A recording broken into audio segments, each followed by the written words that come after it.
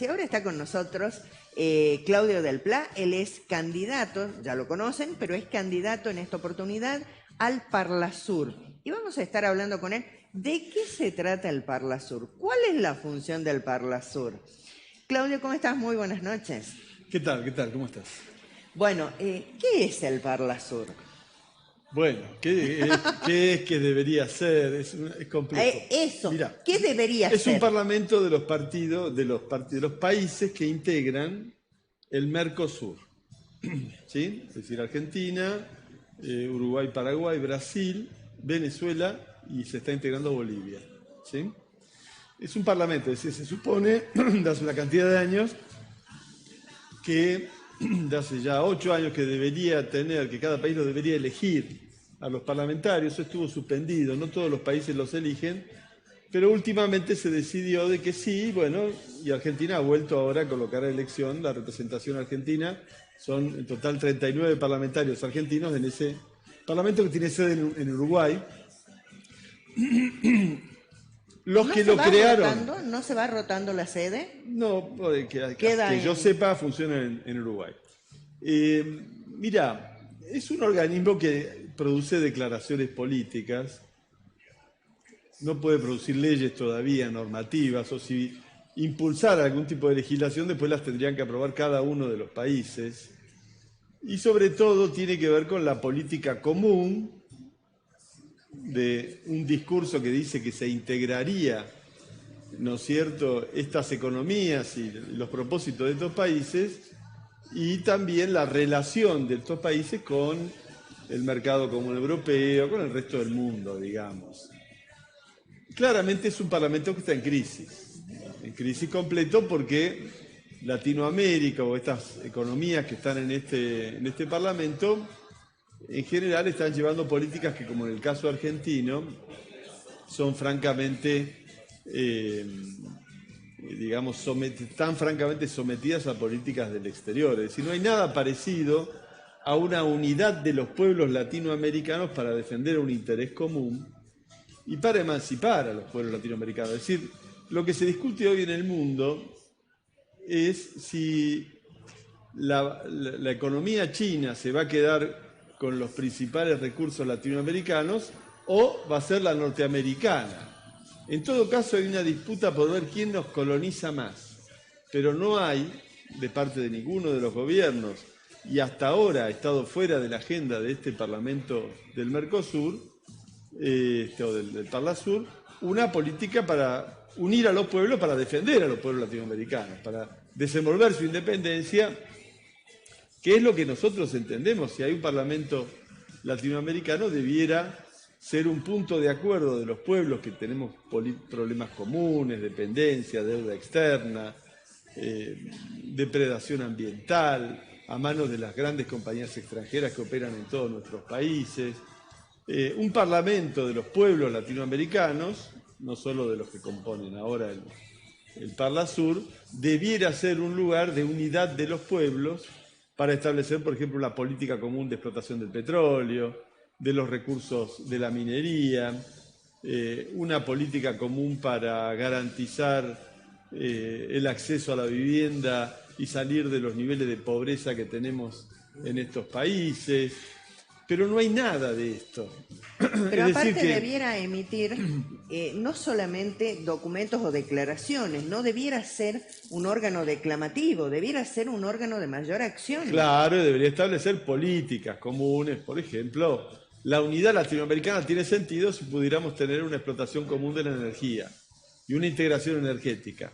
Nos potenciaría, nos desarrollaría, nos colocaría en posibilidades muy superiores. Pero no hay nada de eso, porque los gobiernos no son autónomos y más bien discuten, ya te digo, es la disputa. El otro día una general norteamericana dijo que había que discutir el tema del triángulo del litio en el norte, ¿no es cierto? Porque China había avanzado demasiado en la región y que estaban los intereses de la seguridad norteamericana en juego. Es decir, en este debate, en estas elecciones, lo que se está discutiendo en la política nacional y también en esta política que va hacia afuera del país es si vamos a seguir sometiendo más al país a planes de ajuste, al Fondo Monetario, y con la incorporación de este candidato que ha propuesto Cristina Kirchner como candidato del peronismo, ¿qué pasa? Se terminó de completar un cuarteto en donde parece una galería del horror, porque uno es más derechista que el otro. Es decir, Milei, Bullrich, Larreta, Massa, son toda gente que está alineada con el Fondo Monetario, toda gente que es partidaria de un ajuste. Massa, en un año que lleva como principal figura de este gobierno, hay 3 millones de nuevos pobres. En este momento hay una acampe de decenas, y no sé si 100 carpas por lo menos, frente a la legislatura de Salta, y en todas las plazas del país y en la avenida 9 de Julio están adentro de Desarrollo Social los dirigentes de la unidad piquetera. Llueve y la gente está en la calle en este momento sacrificándose en Buenos Aires, porque hace más de 3 meses que no llega la comida a los comedores populares, en donde come una parte muy importante de los argentinos. El gobierno está ajustando por ahí, y los que quieren ser, los que son presidenciables de los partidos tradicionales, quieren agravar esta situación. Tolosa Paz es candidata de esta política y es la ministra de Desarrollo Social. Está de candidata y no está atendiendo a las organizaciones de desocupados. Entonces, este cuadro que tenemos en esta elección muestra que los argentinos, pero no solo los argentinos, sino los latinoamericanos, estamos ante situaciones de fuerza. Nos quieren imponer un sacrificio descomunal. Por eso, en medio de un proceso electoral tenés una rebelión popular en Jujuy, y por eso en los últimos años has tenido rebeliones populares en Chile, en Colombia, en el Perú, a su modo en Bolivia, en Ecuador, porque este mismo tipo de políticas nos ponen ante situaciones de fuerza a los pueblos y además nos someten casi como si fuéramos colonias. Entonces, la política nacional está completamente atada a la política internacional. Es decir, lo que nosotros defendemos en la Argentina contra estas políticas que van a sacrificar al pueblo, lo iríamos a defender a un parlamento del Parlasur, planteando un giro completo de la política, de las representaciones políticas latinoamericanas, porque necesitamos enfrentar políticas que además han fracasado todas. Estamos por el plan número 25 del Fondo Monetario en la Argentina. Ninguno produjo otra cosa que un desastre como el que tenemos hoy. Por lo tanto, esta elección necesitamos que se desarrolle, que se desenvuelva una fuerte oposición de izquierda, porque toda la política tradicional está más reaccionaria que nunca, más antipopular que nunca y más antinacional que nunca. Recién pasaba alguien de Milei, una candidata de Milei en Salta. Decía que era una chica joven, que no tenía la mochila de haber participado, pero si arranca con Milei, que es lo más viejo que hay en política, porque Milei es Menem, Milei es Cavallo. Si uno quiere saber qué haría Milei en el poder, fíjese en lo que pasó en la década de los 90. Entonces, hay que discutir los contenidos, porque la política no es solo un asunto de personas. Las personas podemos ser importantes, la gente puede ver qué trayectoria tiene cada uno, y eso está bien, que sea un elemento de valor, pero ¿qué intereses defendés? ¿De qué lado del mostrador está? ¿Está del lado del ajuste contra los trabajadores o está del lado del pueblo jujeño que está peleando contra ese ajuste y contra un gobierno que, además de aplicar un ajuste, quiere diseñar una política represiva? He visto algunos spots, por ejemplo, la interna de Juntos por el Cambio, compiten a ver quién es más mano dura. Sí. Uno dice, a mí no me va a temblar la mano, Bullrich. Y el otro dice, a mí mucho menos me va a temblar la mano. A ver qué es un campeonato, a ver quién le pega más al pueblo. ¿De esto se trata la campaña electoral? En lugar de explicar cómo hacemos para salir de los 50, casi 50 puntos de pobreza, o 50 puntos de trabajo negro, o de 5,5 millones de jubilados que ganan la mínima, que es menos, casi la cuarta parte de una canasta básica de jubilado. Eso es lo que le pagan a los jubilados, y tenemos a candidatos presidenciales que compiten para ver quién es más mano dura contra el pueblo, contra los jubilados. ¿En qué mundo estamos? Pero aparte nadie dice cómo va a salir de la inflación. Todos dicen vamos a salir de la inflación. Yo voy a sacar a la Argentina de la inflación. ¿Y cómo lo vas a hacer? Porque ese es el tema. No, por eso, acá el problema de la inflación, en primer lugar cualquiera de todos ellos, incluido Massa, todos, plantean una devaluación de la moneda, por lo cual de entrada todos plantean un golpe inflacionario. Ir más lejos, más lejos. El caso de Milei es el extremo porque la dolarización que propone Milei no es viable sin una gran devaluación de la moneda primero. Es decir, primero nos roban a todos bien robados, nos queda el salario así chiquito y después nos dan $2 por mes de salario, digamos, dicho de una manera medio extrema, pero esto es lo que están proponiendo. Claro, ellos son Venezuela, lo que hablan de Venezuela, ellos son Venezuela. Entonces, hay que mirar, si uno quiere mirar qué va a pasar en la Argentina, hay que mirar Jujuy. Jujuy no es un caso excepcional. En Jujuy tenés a un pueblo levantado por el salario, porque se pagan los salarios más bajos del país.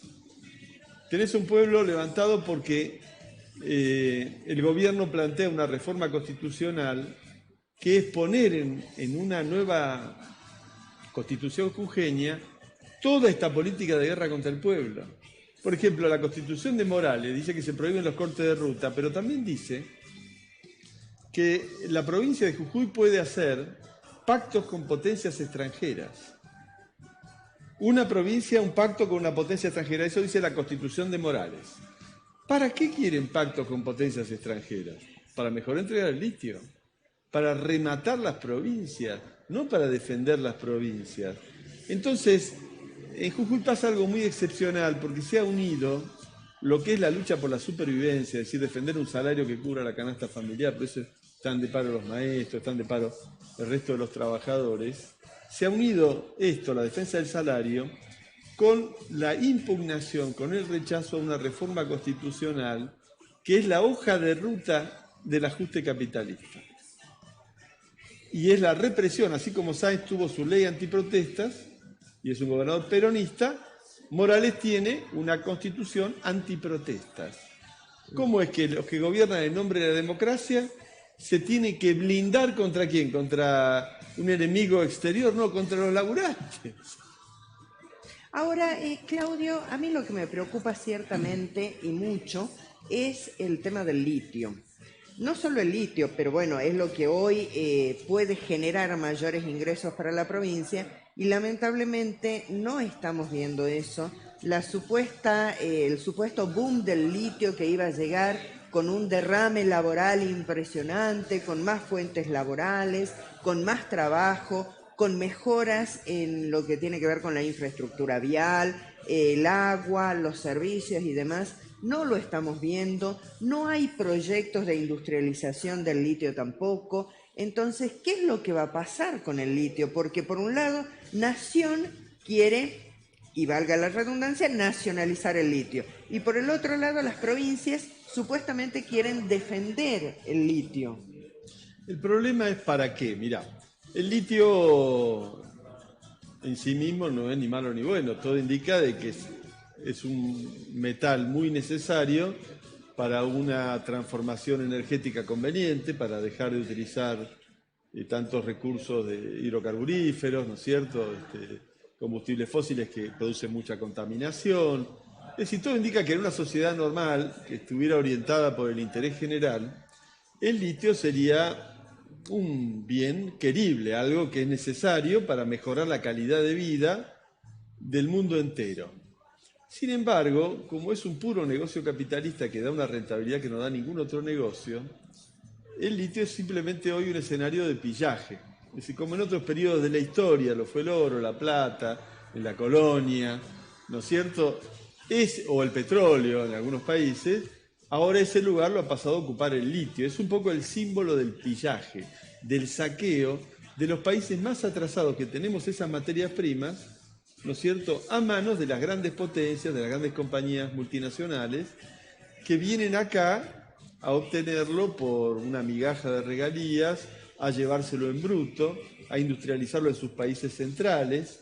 Es una historia que tiene siglos, desde la colonia, ¿no es cierto?, en donde somos grandes proveedores de materias primas, ¿no es cierto?, y además a costos gravísimos en materia ambiental, porque en esta voluntad de hacer en el tiempo más corto posible las ganancias más extraordinarias, llevarse las materias primas afuera, después siempre en la historia han quedado graves problemas ambientales y también hay una discusión seria sobre cómo debe producirse el litio, los consumos de agua.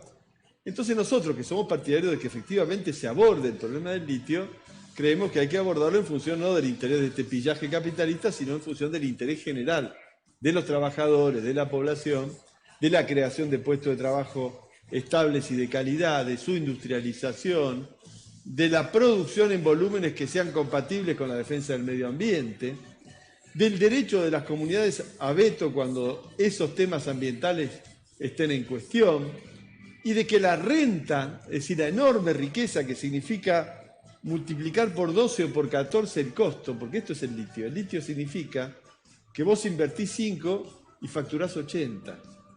Sí. No hay actividad económica en el mundo que dé esta rentabilidad extraordinaria. Si esto lo hace el Estado, tenemos una enorme masa de riqueza para invertirlo en otras áreas para mejorar drásticamente la calidad de vida de la población en materia de vivienda, acceso a los servicios, de trabajo.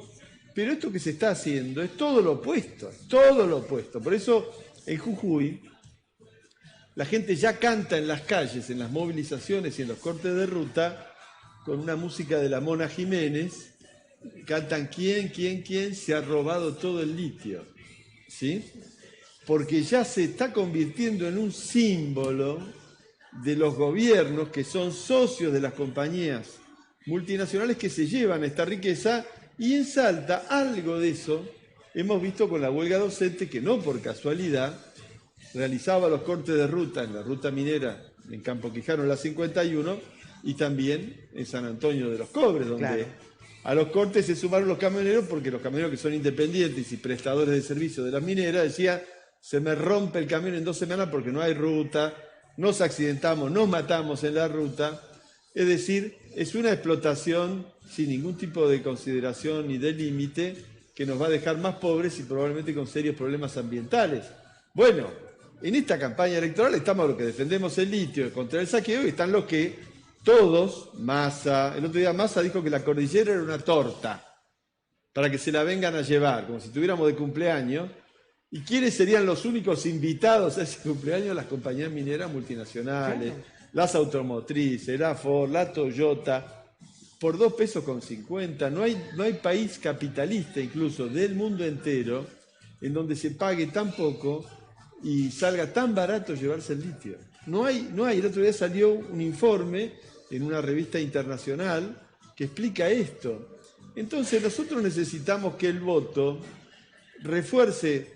En mi caso voy en la lista con Andrea Villegas, con Pablo López, que van de diputados, y vamos con Gabriel Solano y con Vilma Ripoll como candidatos en una PASO que tenemos en la izquierda, en donde nosotros somos dentro de la izquierda la que queremos prepararnos no simplemente para reunir los votos suficientes para ser diputados, eso es importante, pero nosotros queremos reunir un consenso de la población, porque la Argentina tiene que mirarse en el espejo de Jujuy. Si queremos saber qué va a pasar en este país, bueno, mirá lo que pasa en Jujuy. Y vas a ver, porque es una foto anticipada de lo que va a vivir la Argentina. Para esa prueba de fuerza necesitamos una izquierda poderosa, no solamente en las urnas, sino también en la calle, en los sindicatos. Y esta es la discusión que tenemos en el Frente Izquierda, por eso la fórmula de Solano y Ripoll, y la que nosotros expresamos en Salta, expresan una izquierda que es mucho más que una izquierda electoral, o una izquierda de figuración en las redes sociales. Es una izquierda que es la protagonista de grandes procesos sociales como los que se vienen para adelante en la Argentina. Y que viene acompañando justamente todas las Absolutamente, por eso vengo aquí de la CAMPE, que en la legislatura están desenvolviendo ahora un par de miles de personas reclamando contra el ajuste, contra los más débiles, contra los desocupados. Y no vamos a dejar la calle por más que haya elecciones de ninguna manera. Claudio, como siempre, agradecerte tu visita, y bueno, ya que te volvés a la calle, nada mejor para renovar energías que los productos de los chicos de Pacha Saludables. Mirá qué bueno, gracias. Espectacular. Bueno, muchas gracias, les voy a hacer propaganda. Que aparte es un emprendimiento salteño, mirá, así que para todos los que quieran colaborar, estos son la verdadera generación de puestos saludable. De trabajo. Ahí está, muy bueno. Muchísimas gracias, Claudio. Por favor. Nos vamos a una...